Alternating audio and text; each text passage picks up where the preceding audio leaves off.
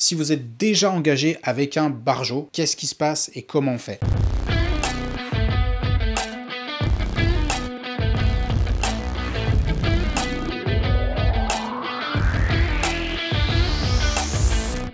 Bienvenue dans cette vidéo dans laquelle je vais vous raconter l'anecdote du pire acheteur que nous ayons jamais eu. Salut à tous, ici Yoni le marchand de biens, j'espère que tout roule pour vous, que vous avez la grosse forme. Si vous êtes nouveau sur cette chaîne, je vous souhaite la bienvenue. Je m'appelle Yoni, je suis marchand de biens et je dirige la MDB Academy, organisme de formation référence certifié Calliope pour les personnes qui souhaitent devenir marchand de biens. Donc dans cette vidéo, je vous raconte cette histoire, l'histoire du pire acheteur que nous ayons eu, pas juste pour vous gratifier d'une anecdote un petit peu croustillante, mais surtout pour vous mettre en garde. Vous mettre en garde sur ce qui peut arriver quand on tombe sur ce genre d'acquéreur, comment les identifier et que faire si jamais vous tombez sur un acquéreur comme celui-ci. D'ailleurs, les conseils que je vais vous donner dans cette vidéo sont valables non seulement en achat-revente, mais également dans l'investissement locatif, puisque se retrouver avec un locataire récalcitrant peut très vite devenir un véritable cauchemar. Donc déjà, gros spoiler, désolé mesdames, mais il ne s'agit pas d'un acheteur, mais d'une acheteuse en la matière. Donc c'était une femme qui était cette pire acheteuse donc de l'histoire de notre activité de marchand de biens, et cette personne, nous l'appellerons Madame P, pour éviter les éventuelles poursuites judiciaires au cas où elle verrait cette vidéo. Donc ça s'est passé dans une opération que nous avons lancée fin 2016, début 2017, une opération de division foncière et de division de bâti, c'est-à-dire qu'on a acheté une grande propriété, enfin une maison qui faisait 300 mètres carrés avec un grand terrain, on a détaché un terrain à bâtir et on a divisé la maison en deux lots, on a fait une petite mise en copropriété et on a revendu la maison en deux lots. Donc au début l'opération s'est plutôt bien passée, c'est-à-dire qu'on a signé avec les vendeurs, on a lancé la commercialisation des lots, on a trouvé des acquéreurs pour les lots bâtis, bref ça s'annonçait plutôt bien. Et puis un grain de sable est venu se mettre dans l'engrenage et à partir de là ça a été véritablement l'avalanche de problèmes qui s'en est suivi. Tout d'abord, on a eu des gros soucis avec le financement. Alors c'était nos débuts, hein, on était un peu jeunes, plus de complexité, il y avait plein de choses qu'on ne savait pas. Hein. Ce que j'enseigne aujourd'hui dans mes formations, à l'époque je ne le savais pas, donc ça nous a coûté beaucoup d'argent. Et on a eu un souci avec le financement et on se retrouvait hors délai. C'est-à-dire qu'on devait acheter et on s'est retrouvé hors délai, sans financement et sans refus de financement. Donc ça c'est vraiment la pire situation dans laquelle on puisse se trouver. Et donc déjà la grosse problématique, on a engagé une procédure avec les vendeurs, bref ça a été très très long. Au final, on a réussi à acheter. Mais la procédure a été tellement longue avec les vendeurs que les acquéreurs qu'on a vus au début pour les lots de la maison, tout simplement, ils sont partis dans la nature. Il y en a avec lesquels on a une procédure aussi, enfin bref, un vrai bordel, je vous raconte même pas. Mais toujours est-il que on a dû recommencer une commercialisation pour les lots de la maison. Et là, il y a un des deux lots de la maison qu'on a eu un petit peu de mal à vendre. Alors en fait, à l'époque, on a vraiment voulu en faire le moins possible, parce qu'on était déjà propriétaire, donc on voulait que ça avance, on voulait se débarrasser des trucs, on voulait récupérer notre trésorerie. Donc on a vraiment fait le moins possible, et il y a un des lots qui a été très compliqué à commercialiser, enfin qui a été très compliqué à vendre en fait, puisque le bas, il y avait des petits soucis d'humidité, donc ça puait un petit peu, voilà, c'était pas génial. Et en fait, nous, on voulait pas faire les travaux. Donc, on a fait une concession sur l'acheteuse, c'est-à-dire qu'au bout de plusieurs semaines de commercialisation, il y avait personne qui se présentait à part elle. Et en fait, elle était déjà dans le premier round de commercialisation, la première fois où on avait commercialisé la maison. Et elle était déjà, on avait capté qu'elle était un petit peu barjo, enfin qu'elle était un petit peu chiante. Mais là, on en discute, mon frère me dit, ouais, bon, elle est chiante, c'est vrai, mais son financement, ça tient la route et tout, donc bon, il faut qu'on vende, machin. Je dis, bon, ok, il faut qu'on vende, on fait la concession sur l'acheteuse. Et là, très grosse première erreur. C'est-à-dire que c'est le premier avertissement que vous devez écouter. Le premier avertissement que vous devez écouter, c'est votre instinct. C'est-à-dire, là, il n'y a pas de méthode miracle, il n'y a pas de méthode tout à fait rationnelle, mais c'est votre instinct, c'est ce que votre corps va vous dire quand cette personne se présente à vous et que vous avez un sentiment de oh, ça vous repousse, ça vous met en défense, vous dites oulala, c'est la merde. Ça, c'est le premier avertissement que vous devez absolument écouter. Et cette année, j'ai pas mal fréquenté une personne, un coach qui me disait toujours quand il y a un doute, il n'y a pas de doute, et c'est depuis une méthode que j'applique de façon quasi systématique, c'est-à-dire quand il y a un doute, il n'y a pas de doute. Si vous avez le moindre doute sur la personne, dites-vous que probablement ça schlingue et qu'il vaut mieux laisser tomber, il vaut mieux pas poursuivre avec cette personne. Là, le problème, c'est que nous, on a dit, bon, ok, et en fait, on a laissé le loup rentrer dans la bergerie, parce que ce que vous devez savoir, c'est qu'à partir du moment où vous avez signé un avant-contrat avec un acquéreur, c'est-à-dire une promesse de vente ou un compromis, eh bien, vous êtes engagé, vous êtes lié, et vous ne pouvez pas vous dégager comme vous le souhaitez. Et donc, à partir du moment où vous avez laissé rentrer quelqu'un comme ça dans vos affaires, eh bien, vous êtes potentiellement dans une merde indescriptible. Et en la matière, cette opération a été non seulement commercialement très compliquée, mais en plus techniquement elle a été très complexe, puisqu'on avait un assainissement individuel à gérer pour plusieurs lots, donc ça a été assez complexe, il y a eu beaucoup de démarches, etc. On a un de nos sous-traitants, donc qui est terrassier maçon, qui s'est blessé avant le chantier, donc il n'a pas pu venir, il a envoyé un sous-traitant qui a fait de la merde, qui a saccagé le chantier, donc on a eu des gros soucis. Et les problématiques sur une opération de marchand de biens, elles peuvent arriver, elles peuvent être multiples, là on les a toutes eues, hein. Clairement on les a toutes cumulées sur ce truc-là, mais ce sont des choses qui arrivent. Et si vous avez des acquéreurs qui sont un petit peu compréhensifs, eh ben, ça finit toujours par s'arranger, quoi. Mais là, en la matière, elle était extrêmement procédurière et très très chiante, et donc elle laissait absolument rien passer. Et quand je vous dis qu'elle laissait absolument rien passer, c'est-à-dire qu'elle a rendu tout le monde complètement dingue. C'est-à-dire qu'elle appelait mon frère à 7h du mat, à 21h, elle lui laissait des messages, elle gueulait sans arrêt, elle faisait chier tout le monde chez le notaire, elle hurlait... Enfin bref, tout le monde l'a pris pour une dingue, enfin je pense qu'elle est un petit peu folle. Mais en tout cas,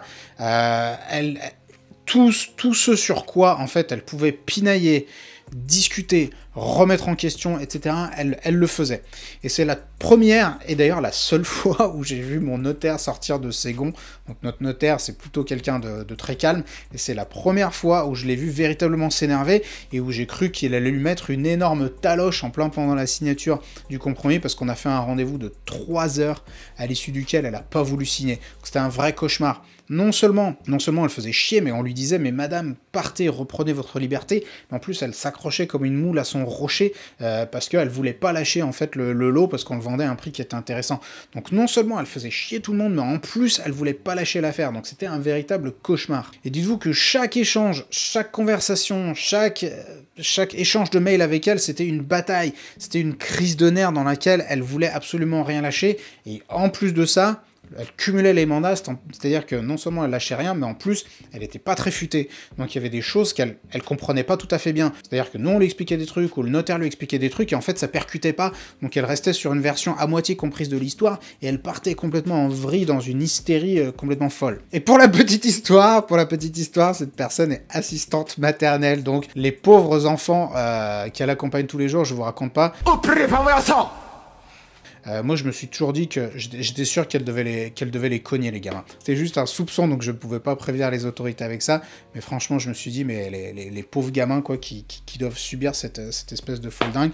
Bref, ça, c'est un autre sujet. Au final, on a réussi, voilà, à lui vendre, etc. Mais elle a continué à nous faire chier pendant des mois et des années.